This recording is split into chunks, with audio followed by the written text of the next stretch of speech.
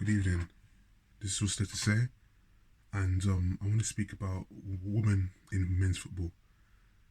Recently, Joey Barton, the ex-Premier League midfielder, who was never that good, but he kind of made his opinions known about his dismay about having to listen to having to listen to females speaking on men's football. And so, listen, everyone is entitled to their preference about who they would rather listen to on a particular field, industry, or subject. That's all well and good. And this kind of leads to a discussion on whether it's meritocracy or tokenism. Now, in recent years, there has been a push for diversity within the football industry to be more inclusive of gender, sexual orientation, race, etc. So there has been that corporate push for diversity. I'm not going to deny that. At the same time, will it be fair to kind of tarnish all female pundits with that same brush? I think it would. I think it would be, personally speaking. You know, you can't really say that Kelly Cates hasn't earned her way in the industry of football with a job that she's done in the last 20 years in Sky Sports. Her hosting abilities is amazing, and her ability to kind of moderate a discussion within the game is very remarkable. You kind of forget that she's a daughter of a famous Liverpool legend, Keita Dalglish. That just shows how great she is at her job. The same thing with in America, in the states, I believe, with Rebecca Lowe, NBC NBCSN. Another one does a really good. Is really good at her job. Gary Logan, another one, very professional, very good. So, and listen, you have your share of female pundits who aren't very good, or who are terrible, in fact. So, but it's the same case with it's the same applies to the men. You have your good pundits and the bad, terrible ones. So, I'm not gonna go and say that, or kind of tarnish every female pundit with that, accusation of tokenism. I'm not going to do that at all, because they're very intelligent females who speak on the men's game as fans. So for that, first and foremost, as well as for former players themselves, even though the women's game is a bit different from the men's game, it's less physical. They still have a right to their opinion, especially if they simply know what they're seeing as supporters who watch the game, as everyone else does. So I'm not. It is a bit unfair. I mean, I'm not gonna go in and say that he's been a sexist or misogynist. I'm not gonna go that far. Because listen, they,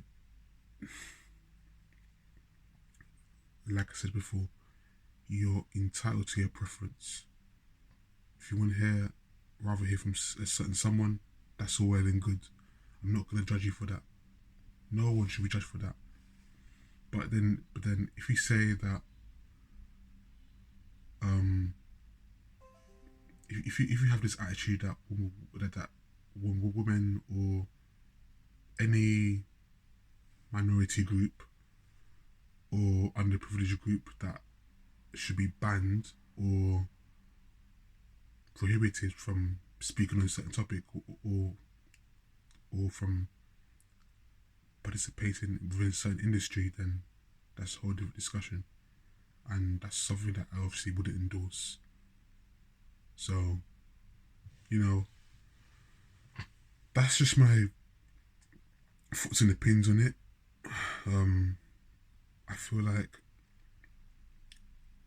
because we live in a so-called progressive society, I think there's certain opinions and attitudes that are going to be regarded as controversial, even though it could be a silent majority opinion. But in this case, I'm sure Joey Barton isn't alone in his sentiment that he doesn't want to hear from female commentators on the men's game. So that's certainly the case, because online, he's getting a lot of support, a lot of backing. So, you know, and he's entitled to that opinion.